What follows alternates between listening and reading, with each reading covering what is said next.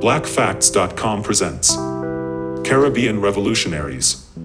CYRIL Lionel Robert James. CYRIL Lionel Robert James, who sometimes wrote under the pen name J.R. Johnson, was a Trinidadian historian, journalist, and Marxist. James was born in Trinidad in 1901. James was the first child of Elizabeth James and Robert Alexander James, a schoolteacher.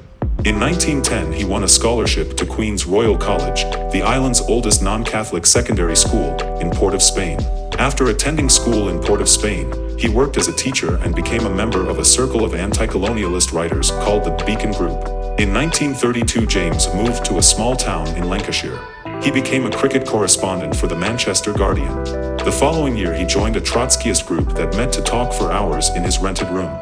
Louise Cripps, one of its members, recalled, "We felt our work could contribute to the time when we would see socialism spreading." In 1936, his only novel, Minty Alley, which James had written in Trinidad, was published. It was a social commentary and reflected many of his political concerns. In 1937, James edited its newsletter, Africa and the World, and its journal, International African Opinion. The bureau was led by his childhood friend George Padmore, who would be a driving force for socialist Pan-Africanism for several decades.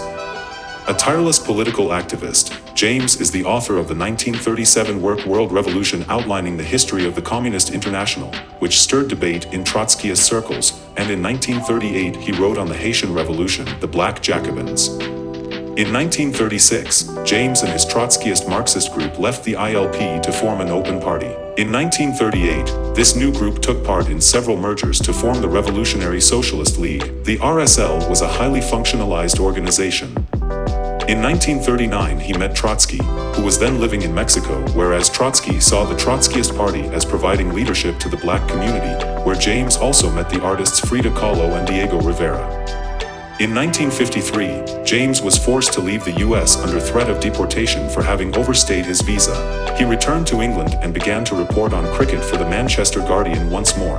In 1963, he would publish Beyond a Boundary, his memoir about cricket, widely regarded by many as the greatest book on the game yet written. In 1986, a wide-ranging collection of his writings was published under the simple title, Cricket. This included letters to friends, ranging from George Headley to John Arlott, and a selection of newspaper and magazine articles. CYRIL Lionel Robert James died on May 31, 1989, at the age of 88 in his tiny Brixton home in South London.